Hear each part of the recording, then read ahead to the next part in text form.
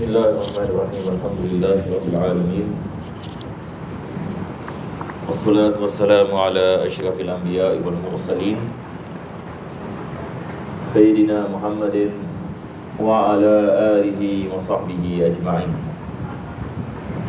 Alhamdulillah, para jemaah dirahmati Allah, kita memanjatkan kesyukuran kita kepada Allah Subhanahu wa taala dapat kita berkumpul dan meneruskan pengajian daripada kitab Bidayatul Hidayah karangan Al-Imam Hujjatul Islam Muhammad Al-Ghazali rahimahullahu ta'ala, yang mana kita telah sampai kepada fasal yang mana beliau mengatakan adab-adab mandi. Jadi kita akan membicarakan tentang perkara-perkara yang bersangkut paut dengan mandi yang wajib dan juga kita ada mandi yang sunnah. Maka pada pengajian kita yang lepas, kita telah membaca sebahagian daripada fasal ini, yang mana Al-Imam Ghazali beliau mengatakan apabila seseorang itu nak melakukan mandi di sini adalah dimaksudkanlah mandi yang wajib, maka perkara yang pertama sekali adalah dia memastikan badannya tidak ada najis. Badannya tidak ada najis. Jadi kalau sekiranya di badan kita ada najis, maka kita membasuh badan kita daripada najis. Sebabnya adalah kalau sekiranya kita tidak membasuhnya bila kita mandi, maka najis itu akan berpindah kepada anggota badan yang lain. Dan hadas kita tidak terangkat disebabkan air tersebut digunakan untuk menghilangkan najis dan bukan untuk mengangkat hadas. Jadi itu sebab para ulama mengatakan kita melakukan istinja dahulu dan memastikan najis semua yang ini dibersihkan. Selepas itu kita memulakan dengan membasuh kemaluan. Ini yang kita bicarakan pada pengajian yang lepas. Sekarang kalau kita nak mandi hadas, kita mula dengan kita membasuh kemaluan, dengan kita niat mengangkat hadas besar. Berkenaan dengan niat ini, niat kita ada beberapa jenis niat. Kita boleh niat saja aku mandi wajib kerana Allah. Kita boleh niat saja aku mandi janabah kerana Allah. Kita boleh niat saja aku mengangkat hadas besar kerana Allah. Mana satu kita niat, tidak ada masalah. Dan masa kita niat adalah apabila air kena kepada badan, bukan sebelum kita masuk tandas. Ini juga perkara kita nak kena faham. Bilakah kita niat mandi hadas? Kita niat mandi hadas apabila air kena badan, bukan jadi sebelum kita masuk tandas. Sebab dalam mazhab Imam Syafi'i, sesuatu niat itu mesti disertai dengan perbuatan. Sama juga dengan wudu. Kalau kita menanyakan bilakah masa kita niat dalam wudu, jawapannya adalah apabila air kena kepada muka kita. Sebab muka adalah anggota pertama yang wajib kita basuh. Jadi tidak sah wudu kita kalau sekiranya kita niat sebelum ini kita kena air. Kita niat, ini saya niat mengangkat fardu wudu kerana Allah, tapi belum lagi basuh muka lagi. Ini tidak sah. Sama juga bila kita nak mandi hadas, kita niat apabila air kena kepada badan. Jadi kita mulakan dengan kemaluan. Kenapakah kita mulakan dengan kemaluan dulu? Kenapa kita tak terus mandi? Kenapa tidak kita masuk tandas terus saja kita on ini kita menetap? Jawapannya adalah kalau kita tidak membasuh kemaluan kita, kita akan menghilang pahala sunnah dalam wudu semasa mandi. Yang maksudnya disunatkan kita berada dalam keadaan wudu apabila kita mandi. Ini adalah sunnah Nabi SAW. Cara Nabi SAW, dia membasuh kemaluan dahulu, baru dia mengambil wudu, selepas itu dia mandi. Jadi ini tertibnya. Jadi kita basuh kemaluan dengan kita niat mengangkat hadas. Selepas itu kita mengambil wudu seperti biasa. Jadi sekarang kita ada wudu, kita ada wudu. Setelah kita ada wudu, baru kita mula mandi. Jadi kita basuh yang di kepala, dan kita mula dengan basuh bahagian kanan dan selepas itu bahagian kiri. Bahagian kanan dan bahagian kiri. Maka ini dikirakan sebagai satu set basuhan. Kita boleh ulang 3 kali. Dan kita memastikan air sampai kepada semua pelusuk badan. Badan kita ni ada pelusuk. Saya rasa saya gunakan perkataan ni dengan betul ya, pelusuk ya. Perkataan pelusuk. Pelusuk ini maksudnya tempat-tempat yang mungkin air susah nak sampai. Sebab badan kita ini ada tempat-tempat air tak boleh sampai, melainkan kalau kita betul-betul membukanya. Bahagian di bawah ketiak sebagai misal. Kalau kita tidak buka tangan kita, air tidak boleh. Kalau setakat kita mandi pakai shower tap, ada bahagian-bahagian yang mungkin air tidak akan sampai. Di sini kita harus faham apa yang wajib adalah membasuh badan dan bukan menyapu badan. Jadi bukan maksudnya badan kita semua dah basah, dah sah. Tidak. Mungkin yang ni sebahagian daripada badan air tidak kena dengan basuhan, tapi ia kena dengan sapuan. Yang kita maksudkan di sini adalah mengangkat hadas besar ini. Maksudnya air itu membasuh ini anggota badan kita. Begitu juga kelengkang. Kelengkang kita adalah tempat yang mana air susah nak sampai. Lebih-lebih lagi kalau seseorang itu badan ni besar, jadi dia nak kena buat effort sikit. Jadi biasanya apa kita buat adalah kita menyangkung supaya air dapat sampai, yakni kepada bahagian zahir daripada badan kita, yang mana kalau kita tidak melakukan sedemikian mungkin air tidak dapat akan sampai. Begitu juga para ulama kita mengatakan wajib kita menyampaikan air kepada pusat. Betul ke tidak? Pusat ini pun kita memastikan air sampai yakni kepada bahagian pusat. Begitu juga dengan telinga kita. Begitu juga dengan rambut. Ada orang mungkin rambut panjang besar kan, jadi dia nak kena gosok. Kenapa? Sebab wajib ini nak sampai kulit scalp. Kita bila basuh yang ini kita memastikan air sampai yang ini kepada kulit. Maka disunatkan kita menggosok-gosok bahagian rambut kita yang tebal. Begitu juga ada orang janggut yang tebal. Kita nak pastikan air sampai yang ini kepada semua yang ini rambut dan juga kulit di bawah janggut tersebut. Jadi mandi ini beza dengan wudu. Wudu kalau janggut tebal tak wajib sampai air kepada kulit. Betul ke tidak? Wajib ini zahir sahaja. Tetapi bila mandi hadas, hukumnya berbeza. Tak kira sama ada rambut tebal ataupun rambut tipis, wajib kita menyampaikan air kepadanya. Jadi ini adalah secara rumusan apa yang perlu kita melakukan apabila kita mandi hadas. Sekarang ya saya, wudu dalam mandi tidak wajib. Dia adalah sunnah. Mengambil wudu sebelum mandi hukumnya sunnah, dia tidak wajib. Minggu lepas saya ada membicarakan berkenaan dengan kalau sekiranya seseorang itu selam dalam air. Dia selam dalam air, apabila dia berada dalam air, dia niat mengangkat hadas besar. Lepas itu dia keluar daripada air. Bagaimana? Hadas besarnya diangkat ataupun tidak diangkat? Maka kita mengatakan hadas besarnya diangkat selagi mana air sampai kepada semua pelusuk badannya. Biasanya kalau satu orang itu dia tenggelam dalam air, dia tenggelamkan diri dalam air, biasanya air ini dia boleh sampai yakni kepada semua bahagian badan. Melainkan kalau sekiranya seseorang itu dia keraskan badannya ataupun badannya terlalu besar sebagai misal, ada kemungkinan air tidak sampai. Tapi biasanya kalau dia selam dalam laut ini misalan, lepas itu dia niat ini mengangkat hadas, dia niat mengangkat hadas besar.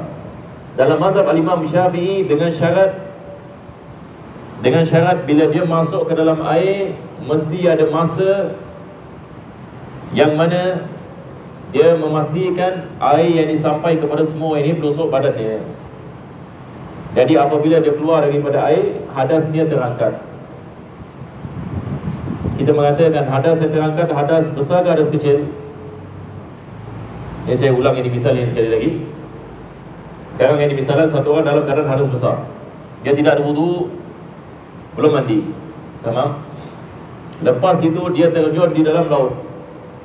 Dia terjun daripada kapal sebagai misal, dia terjun dari dalam laut. Jadi apabila dia masuk ke dalam laut, dia niat nawaitu raf'al hadathil akbari lillahi ta'ala. Di mana dia berada di dalam, betul ke tidak? Lepas itu dia keluar daripada laut. Sekarang kita menanyakan soalan, hadas besarnya diangkat, betul ke tidak?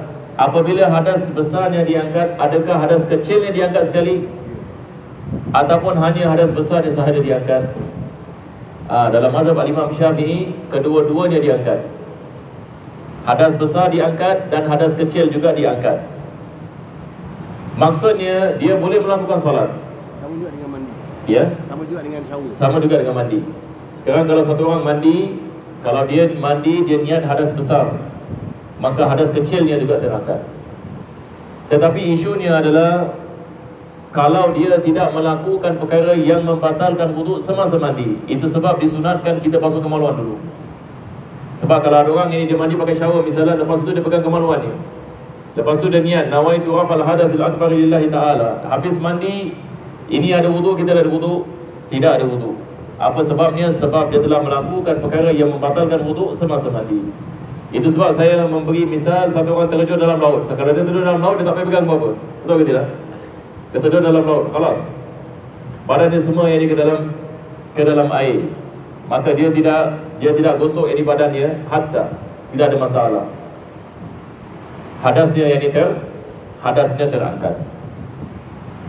Sekarang kita balik kepada kitab. Penulis mengatakan apabila engkau sudah selesai daripada berwuduk, maka tuangkanlah air ke atas kepalamu 3 kali. Jadi Al-Imam Razali mengatakan setelah kita basuh kemaluan, selepas itu setelah kita mengambil wuduk, jadi kita mula dengan kepala. Ada orang mungkin menanyakan kenapa kita mula dengan kepala dan tidak dimulakan dengan badan. Jawapannya adalah ittiba.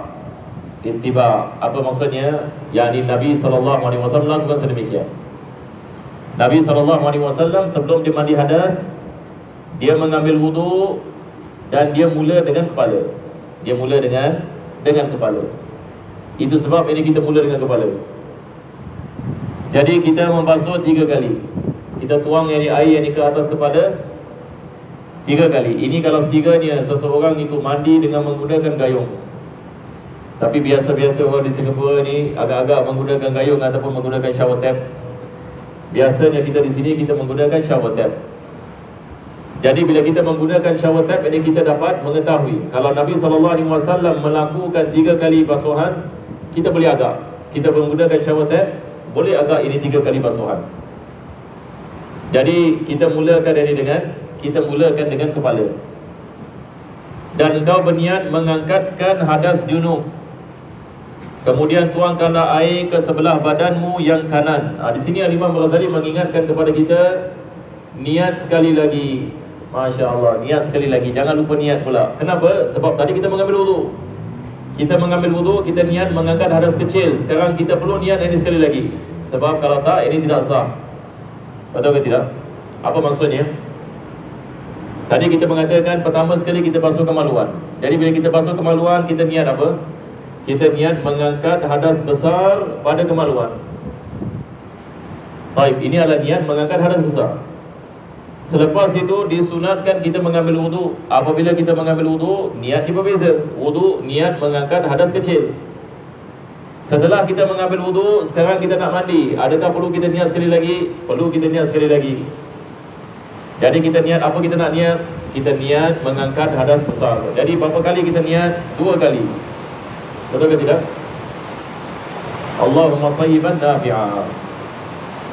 Jadi apabila ini hujan turun, ini hujan yang barakah insya-Allah. Mudah-mudahan Allah Subhanahu wa taala menjadikan hujan ini hujan yang barakah, yang mana dengannya kita mendapatkan rahmat-Nya dan kelebihannya insya-Allah taala. Mudah-mudahan Allah menjadikan pengajian ini sebab pengampunan bagi segala dosa dan Allah mengabulkan segala hajat. Amin ya rabbal alamin. Jadi tadi kita melakukan niat 2 kali. Niat yang pertama adalah apabila kita membasuh kemaluan. Niat yang kedua adalah apabila kita membasuh badan. Kenapa yang ini kita melakukan 2 kali niat? Sebab kita memisahkannya dengan wuduk. Kita memisahkannya dengan wuduk. Melainkan kalau satu orang tak ambil wuduk, dia apabila nak mandi hadas, dia basuh kemaluan dengan niat mengangkat hadas besar, terus mandi. Walaupun ini perkara kita mengatakan tidak digalakkan, tetapi sah yang ini niat. Dan niat yang ini mengangkat hadas, dia niat mengangkat hadas besar. Itu sebab di sini Imam Ghazali mengatakan hendaklah dia niat yang ini mengangkat hadas ini yang hadas yang besar. Kemudian tuangkanlah air ke sebelah badanmu yang kanan dan ikutilah dengan sebelah kiri. Jadi bila kita mandi disunatkan kita mula dengan sebelah kanan. Ini sekali lagi sunnah Nabi SAW. Dan Nabi SAW dia suka memulakan sesuatu ibadah, sesuatu perkara yang baik dengan kanan. Jadi apabila dia pakai kasut kanan dulu. Apabila dia buka kasut, dia buka kiri dulu. Apabila dia pakai baju, dia kanan dulu. Yang ni baju kita masuk tangan kan, masuk tangan kanan ke kiri dulu, kanan dulu. Ini pun Nabi mengajarkan kepada kita. Apabila kita nak pakai pakaian kita mulakan dengan kanan. Apabila kita nak masuk masjid, kita mulakan dengan kaki kanan. Apabila kita nak melakukan perkara yang baik, kita mulakan dengan kanan. Bila kita nak mandi, disunatkan kita basuh bahagian kanan dahulu. Apabila kita nak sikat rambut, maka kita sikat bahagian kanan. Semua kanan, perkara yang baik. Tapi kalau perkara ini yang kotor dan sebagainya, disunatkan kiri dulu. Masuk tandas, disunatkan kaki kiri. Istinja, kaki kiri. Basuh kaki, tangan kiri. Masuk ini ke tempat ini yang kotor, kaki kiri. Masuk ke dalam rumah, kaki kanan. Jadi kita harus bezakan. Kalau sekiranya perkara itu perkara yang baik, yang bersih, kita mulakan dengan kanan. Kalau perkara yang ini yang jijik, yang kotor, kita mulakan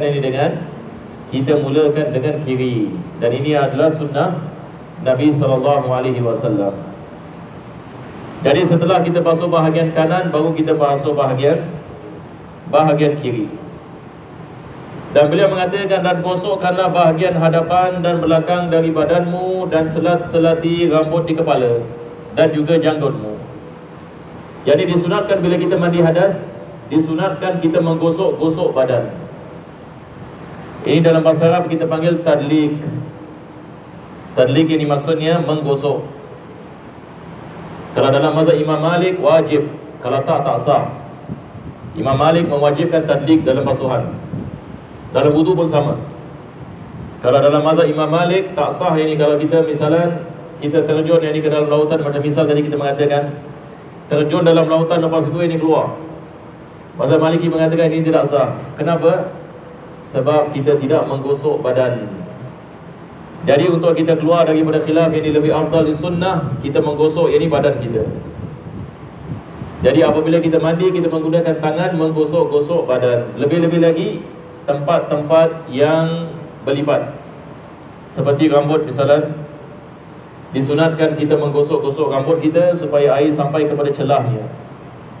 Begitu juga dengan badan kita, di bahagian depan dan belakang. Di bahagian depan dan belakang. Cuma bahagian belakang ini ada mungkin kita tak boleh sampai. Jadi kita buat apa yang mampu. Islam tidak mewajibkan. Kita buat ini apa yang kita mampu, ia sudah memadai.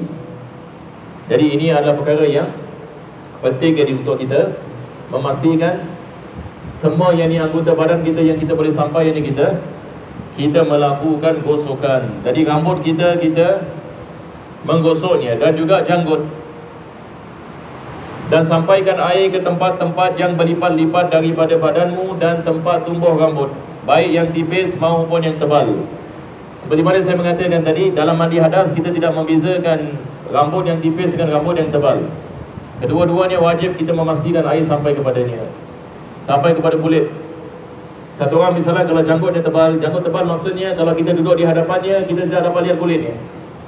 Ini adalah janggut yang tebal. Janggut yang tipis, kalau kita duduk di hadapannya, kita dapat lihat kulitnya. Kita mengatakan janggut yang tipis. Kita tak bezakan. Dalam bab mandi, sama ada janggut yang tebal ataupun janggut yang tipis, wajib kita memastikan air sampai kepada kulit. Jadi kita nak kena menilai-nilai rambut kita. Begitu juga yang ini dengan janggut dan sebagainya. Baik yang tipis maupun yang tebal, dan jangan sekali-kali engkau menyentuh kemaluanmu selepas berwudu. Imam Razali mengingatkan kepada kita, jangan pula kita sentuh kemaluan. Kita dah ambil wudu, kita tengah mandi, kita sentuh kemaluan pula. Batal yang wudu kita, nak kena mengambil wudu sekali lagi. Nak kena mengambil wudu ini sekali lagi. Dan kita mengatakan wudu di sini adalah sunnah ya. Dan dia adalah perkara yang dilakukan oleh Nabi, tidak wajar kita meninggalkannya. Jadi bila kita mandi, kita jangan pegang kemaluan. Sebab kita sudah membasuh kemaluan kita tadi ke belum? Kita sudah basuh. Jadi tak perlu kita basuh sekali lagi. Jadi kita hanya basuh bahagian selain daripada kemaluan. Dan jikalau tersentuh tanganmu dengannya, maka ulangilah wudu'mu sekali lagi. Kadang-kadang kita tersentuh, mandi tersentuh, batal ini wudu. Jadi bila batal wudu ini apa nak buat? Kita stop, kita kena mandi dulu. Kita ambil wudu, lepas tu kita continue. Stop ini kita kena mandi, mengambil wudu. Selepas itu ini kita continue. Dan perkara-perkara yang wajib dalam mandi ini ialah, sekarang Al-Imam Razali mengatakan perkara yang wajib dalam mandi. Apakah perkara yang wajib dalam mandi? Dia mengatakan 3 perkara. Yang wajib ada 3 perkara. Pertama sekali adalah niat. Seperti mana kita mengatakan tadi, apabila kita nak mandi hadas, kita niat. Sama ada kita mengatakan saja aku niat mandi janabah kerana Allah, ataupun kita niat saja aku niat mandi wajib kerana Allah, ataupun kita niat saja aku mengangkat hadas besar kerana Allah Ta'ala. Dan masa kita niat adalah apabila air kena kepada badan, seperti mana kita mengatakan. Ini adalah perkara yang pertama. Perkara yang kedua adalah menghilangkan najis. Diwajibkan kita menghilangkan najis sebelum kita mandi. Apa sebabnya? Sebab kalau kita tidak menghilangkan najis, air yang digunakan untuk menghilangkan najis tidak mengangkat hadas dalam masa yang sama. Air ini, kalau sekiranya kita menggunakannya untuk mengangkat najis, ia tidak boleh mengangkat hadas dalam masa yang sama. Maka wajib kita memastikan tidak ada najis, baru kita mandi. Ini adalah perkara yang kedua. Yang ketiga, dia mengatakan meratakan air ke seluruh anggota badan. Bagaimana kita mengatakan? Wajib kita memastikan air sampai kepada seluruh anggota badan. Maksud di sini adalah badan yang zahir. Badan yang zahir. Sebab badan kita ini ada bahagian yang batin, ada bahagian yang zahir. Mungkin saya terangkan ini. Kalau kita menanyakan misalnya mulut kita zahir ataupun batin, mulut, adakah wajib kita basuh mulut dalam mandi hadas? Bagaimana dengan hidung kita? Adakah wajib kita memasukkan air ke dalam hidung untuk membasuh bahagian dalam ini hidung? Maka jawapannya adalah mulut kita dengan hidung adalah batin. Apa yang wajib? Luarnya, basuh luar. Tetapi dalam mulut ini hukumnya batin. Tetapi digalakkan kita membasuhnya, sebab dalam mazhab Hanafi mereka mewajibkan. Kita ada perbezaan dari ulama berkenaan dengan mulut dengan hidung. Adakah mulut dengan hidung dihukumi sebagai anggota badan yang zahir ataupun batin? Dalam mazhab Imam Syafi'i kita menganggapnya sebagai batin. Yani kalau seseorang itu mandi hadas dan dia tidak membasuh mulutnya dan hidungnya, sah mandinya. Begitu juga yang berkenaan dengan bahagian kemaluan. Ulama kita mereka mengatakan diwajibkan bagi wanita untuk membasuh bahagian kemaluannya yang zahir. Macam mana kita nak tahu ini bahagian kemaluan yang zahir? Mereka memberikan misal, yakni apabila dia sedang membuang air kecil, maka bahagian yang zahir adalah bahagian yang zahir apabila dia menyangkung dan membuang air kecil. Maka diwajibkan dia menyampaikan air kepada bahagian tersebut. Apa yang membawa hukum yang bukan zahir, maka tidak diwajibkan dia menyampaikan air kepada bahagian tersebut. Mudah-mudahan Allah Subhanahu Wa Taala memberikan kepada kita taufik dan hidayah, dan memberikan kepada kita kefahaman dalam agama, dan mudah-mudahan Allah Subhanahu Wa Taala sentiasa menjaga kita daripada segala musibah di dunia dan akhirat. Kalau sekiranya ada sesiapa yang ada soalan, boleh tanya, insya-Allah. Kalau tidak ada, insyaAllah kita menutup ini majlis ini dengan kita membaca surah Al-Fatihah. Wa ila hadrat Nabi sallallahu alaihi wasallam. Al-Fatihah. Alhamdulillah.